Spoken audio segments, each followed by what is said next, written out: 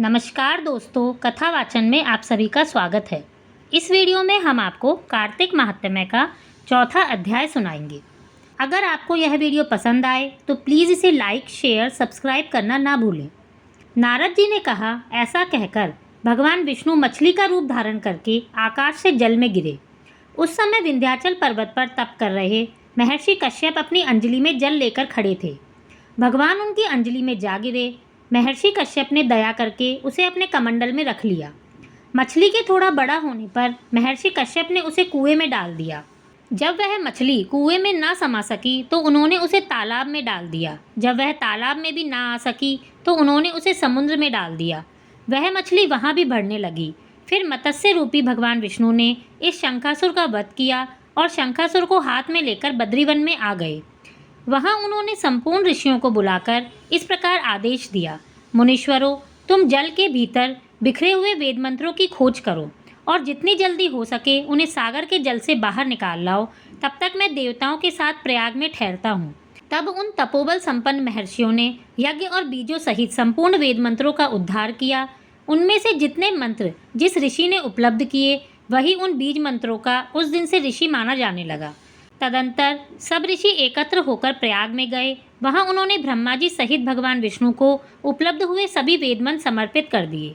सब वेदों को पाकर ब्रह्मा जी बहुत प्रसन्न हुए। उन्होंने देवताओं और ऋषियों के साथ प्रयाग में अश्वमेघ यज्ञ किया।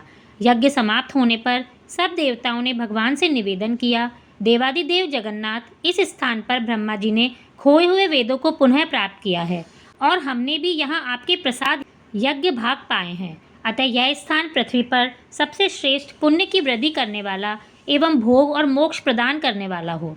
साथ ही यह समय भी महापुण्यमय और ब्रह्मघाती आदि महापापियों की भी शुद्धि करने वाला हो तथा तय स्थान यहाँ दिए हुए दान को अक्षय बना देने वाला हो।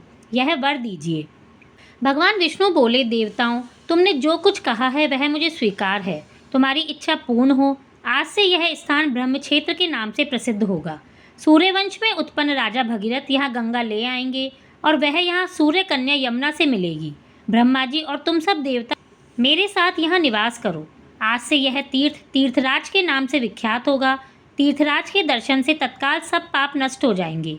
जब सूर्य मकर राशि में स्थित होंगे उस समय यहाँ स्नान करने वाले मनुष्य के सब पापों का यह तीर्थ नाश करेगा। यह काल भी मनुष्यों के लिए सदा महान पुण्य देने वाला होगा। माघ में सूर्य के मकर राशि में स्थित होने पर यहाँ स्नान करने से सालोक के आदि फल प्राप्त होंगे। देवादिदेव भगवान विष्णु देवताओं से ऐसा कहकर ब्रह्मा जी के साथ अंतर्ध्यान हो गए। तत्पश्चात इंद्रादि देवताओं ने भी अपने अंश से प्रयाग में रहते हुए वहाँ से अंतर्ध्यान हो गए। जो मनुष्य कार्तिक में तुलसी जी की जड़ के समीप श्री हरि का पूजन करता है वह इस लोक में संपूर्ण भोगों को उपभोग करके अंत में बैकुंठ धाम को जाता है। इस तरह से कार्तिक महात्म्य का चौथा अध्याय समाप्त होता है। धन्यवाद।